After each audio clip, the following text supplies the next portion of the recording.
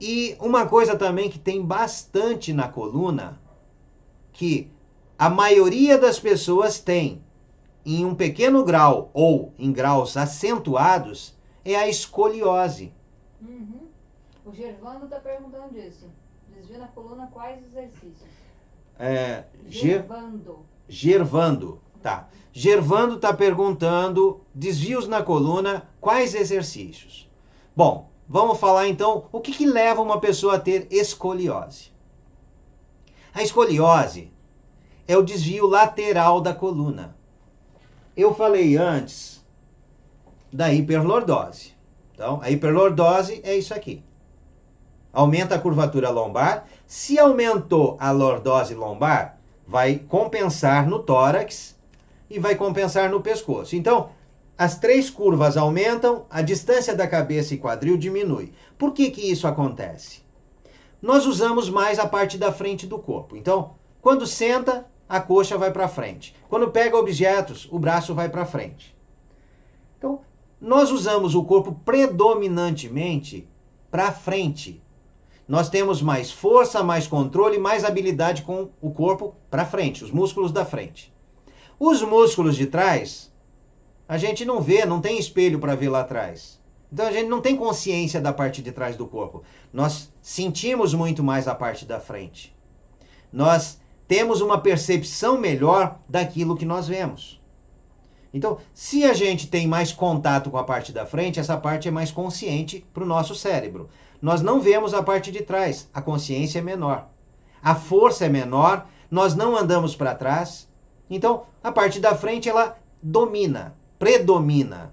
E quando uma pessoa está sob tensão, nervosa, irritada, com medo, com dor, ela contrai o corpo inteiro e ela se contrai para frente, ela vai para a posição fetal. Então, ela encolhe para frente. E quando ela está sob tensão, se contraindo e quer ficar em pé, a cabeça e o quadril são aproximados, então diminui o espaço da coluna. A cabeça, ela é puxada para baixo pelos músculos e o quadril aqui ele inclina, a parte de trás sobe.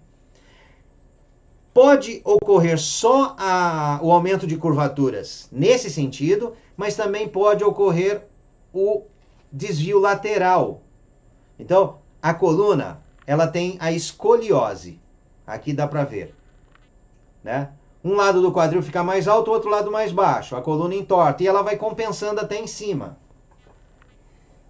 Eu já tratei casos de escoliose de 82 graus de curvatura. Já tratei casos de 35, de 12 graus, de 10 graus, de vários graus de curvatura. Quando a gente tem musculatura da parte da frente mais forte, mais encolhida e quer ficar em pé, falta espaço para a coluna começa a entortar. Ela tem que caber no espaço que está sendo deixado para ela. Então, se diminuir o espaço, ela vai entortando. Para desentortar a coluna, tanto a lordose, que é aquela parte funda, ou a corcunda, ou o pescoço curvado, ou a escoliose, você tem que alongar um lado do corpo, o outro lado do corpo. Uma coxa a outra, uma perna a outra, um braço e o outro, um lado do pescoço e o outro. Você tem que alongar um lado e outro lado do corpo de maneira proporcional, alongar a frente do corpo e alongar a parte de trás. Então você tem que alongar o corpo por inteiro, em toda a sua circunferência, tem que alongar. Então, alonga a barriga na frente, na lateral e alonga a região lombar. Você vai aumentar a distância entre o quadril e as costelas. Vai levantar o tórax, vai afastar o tórax do quadril, a coluna lombar vai ter espaço. Então, vai reduzir a lordose e vai reduzir a escoliose. Você vai alongar as duas pernas, vai deixar as duas no mesmo comprimento, vai equilibrar a altura do quadril, a escoliose, que a coluna inclina, se um lado do quadril está mais baixo, a coluna inclina para aquele lado. Então, equilibrou a altura do quadril, porque você deixou as duas pernas no mesmo comprimento, o quadril equilibra, a coluna corrige. Alongou um lado do pescoço, o outro, um ombro, o outro, um braço e o outro, a coluna cervical corrige. Então, tem que alongar um lado do corpo e outro lado do corpo. A pessoa mastiga só de um lado. Eu mastigo dos dois, depois que eu fiquei consciente disso. Mas, quando a pessoa mastiga só de um lado, ela vai ter alteração no pé daquele lado, no olho, no braço. Então, tudo influencia. Se você faz exame de vista, você vai no oftalmologista e faz exame, um olho é diferente do outro. Os graus, para quem usa óculos, os graus são diferentes de um olho e outro. Se você observa a simetria que tem na face de uma pessoa, um lado a bochecha é mais gordinha, o outro lado não tanto. Se vai no dentista ou no ortodontista e faz um exame, a arcada dentária está um pouquinho fora do prumo, está um pouquinho torta. A pessoa mastiga mais de um lado, ou ela tem bruxismo. Então, tudo está relacionado ao corpo inteiro.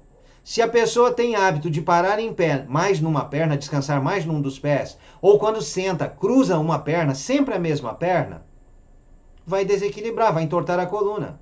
Então, tudo precisa ser modificado. Tem que praticar os exercícios, e aí os exercícios entram, porque todos os exercícios, eu vou falando, você vai deitar, você vai abrir os braços, vai acomodar os ombros, vai sentir o apoio do braço, vai dobrar os joelhos e vai soltar as pernas de um lado, vai soltar as pernas do outro. E vai prestar atenção. Se um lado você está sentindo esticar mais ou alongar mais do que o outro lado, uma coxa alonga mais que a outra. Quer dizer, aquela que você sente alongando mais é porque está mais encurtada. Quando você faz o exercício prestando atenção e você percebe que tem essa diferença, que você soltou as pernas para um lado e aquele lado está puxando mais, solta para o outro lado, não está puxando tanto, e depois de algum tempo fazendo esse exercício você percebe que essa diferença diminuiu, então você tem mais equivalência no alongamento ou no encurtamento de uma coxa e outra. E aí você vai mudando essa condição. O lado que tem mais facilidade de fazer o exercício vai transferindo informação para o outro lado. Então, se um lado você faz movimentos com mais facilidade e o outro lado é mais difícil, um lado que você tem mais dificuldade em fazer o exercício, observa qual é a dificuldade comparando com o outro lado. O outro lado tem mais facilidade. Então, quando você for fazer daquele lado que não tem tanta facilidade, você vai tentar repetir o que o outro lado fez. Então, você vai diminuindo a diferença na habilidade com as mãos, na habilidade com os pés, na habilidade ou no giro do tronco. Você vai trazendo equivalência ou equilíbrio consciente, que é o nome da técnica. Equilíbrio consciente é o Dinei Neves. Equilíbrio consciente é você equilibrar os dois lados do corpo, a parte de trás e a parte da frente, e deixar tudo proporcional.